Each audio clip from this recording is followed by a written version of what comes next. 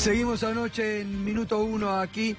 A ver, Raúl Timerman, tengo que ir cerrando, la tengo a Sonia Aleso, que ya tengo que ir al móvil, pero en un minuto redondea lo que estabas contando aquí en el corte respecto a las percepciones electorales, oficialismo y oposición. Bueno, es muy difícil hablar de elecciones porque no estamos en elecciones. Y las percepciones electorales entre el oficialismo y la oposición, cuando se llega a una situación de balotaje, están parejas.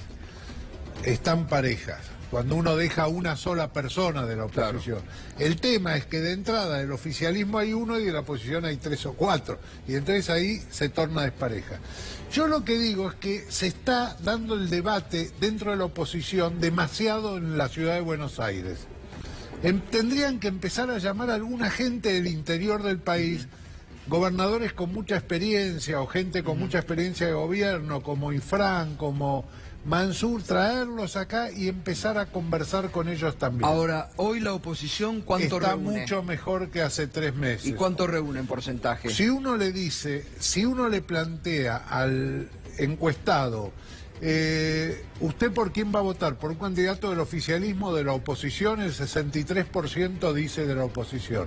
Lo que pasa es que después se divide ese voto. Claro, según quién sea el candidato. Según quién sea el candidato. Sonia, buenas noches, ¿cómo estás? Buenas noches, Gato, ¿cómo están? Bien, bien. Bueno, mañana paro nacional de la CETERA, ¿no? Estábamos hablando recién aquí de todo el tema presupuesto, cómo va también a atacar a la educación pública, y ustedes mañana un paro reivindicativo de las consignas de siempre, ¿no? Sí, efectivamente, un paro nacional que vamos a llevar adelante no solamente CETERA, sino también SADOP, las CONADUS, la FATUN, FACDUC, distintos gremios docentes y no docentes de trabajadores de la educación de la Argentina, exigiendo que no se vote este presupuesto de ajuste. Este presupuesto va a significar para la educación argentina, y no solo para el salario, sino también para la escuela pública, para los fondos que tienen que ver con infraestructura escolar, con jardines de infantes, con formación docente, con aportes a las escuelas técnicas y con lo que va de lo que está previsto por la ley de financiamiento, un brutal recorte en la educación. Vamos a encontrarnos, si mañana se aprueba este presupuesto, vamos a encontrarnos con una gran conflictividad en nuestro sector porque va a afectar muy fuertemente a las provincias. Por eso hacemos un llamamiento a los legisladores a que no convaliden con su voto este presupuesto que va a significar un ajuste brutal en educación. Y abre un panorama muy conflictivo para el 2019, ¿no, Sonia? No solo para el 2019, el panorama conflictivo para este fin de año, donde todavía tenemos provincias sin cerrar paritarias, y de cara a un 2019 donde tenemos recortes en partidas verdaderamente alarmantes, 77% menos en infraestructura, 68% menos en jardines de infantes, 69% en Conectar Igualdad, 39% menos en formación docente, 60% menos en programas socioeducativos y 35% menos en becas para los estudiantes. Es decir, no hablamos solo del salario, sino que está vulnerándose el derecho social a la educación. Por eso convocamos a las y los docentes mañana a movilizar fuertemente, a garantizar el paro en todo el país. Entendemos que va a ser una marcha masiva, vamos a estar junto a otros trabajadores, movimientos sociales, cooperativistas, diciéndole no al ajuste y al presupuesto del FMI. Bien, Sonia, muchas gracias, Un abrazo como siempre y bueno, reivindicando la lucha siempre por una educación pública en nuestro país, Un abrazo grande. Un abrazo, hasta luego. Gracias. Bueno, me decías, mañana, además del presupuesto, otros proyectos que se votan. Claro, es un paquete que acompaña el presupuesto, donde está la adenda del pacto fiscal que han firmado los gobernadores para comprometerse a ese déficit cero y trasladarlo a las provincias, lo cual hace que este ajuste se traslade en forma prácticamente automática a provincias y municipios. Es la eliminación de la distribución del fondo sojero, la aceptación de absorber gran parte de los subsidios al transporte y otras cuestiones, o sea que tenemos un panorama muy oscuro también para provincias y municipios.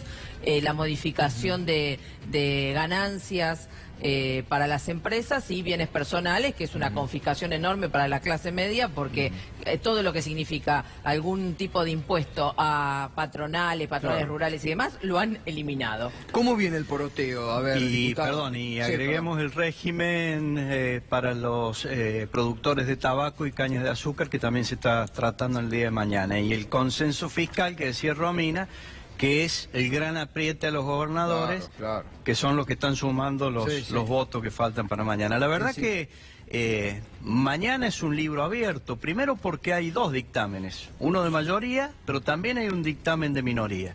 Y segundo, porque hasta esta hora de la noche no conocemos cuál es el dictamen de mayoría. Entonces, si no sabemos qué vamos a votar, seguramente la mañana de mañana, hasta la hora que se ha citado la sesión, que tengo entendido que no se va a iniciar a las 11, sino un poco más tarde, será para estudiar cuáles son las modificaciones que hoy verbalmente la PINA hizo en la comisión, pero que no sabemos si están transcriptas al dictamen final, ¿no? Bueno, y la advertencia que, Roberto, te agradezco también, pero por tu lucha permanente, ¿no? El CONICET y todo, que bueno, esperemos que reaccione, por lo menos que les dé vergüenza ajena, reitero, con este llamamiento de los 11 premios Nobel al presidente, advirtiéndole que está desperdiciando a científicos que se van a ir de la Argentina, ¿no?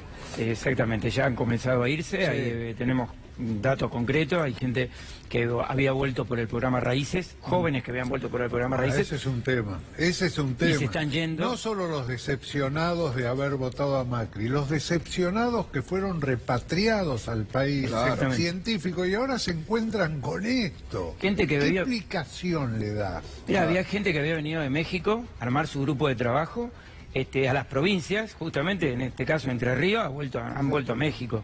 Ayer en Tucumán estuve, creo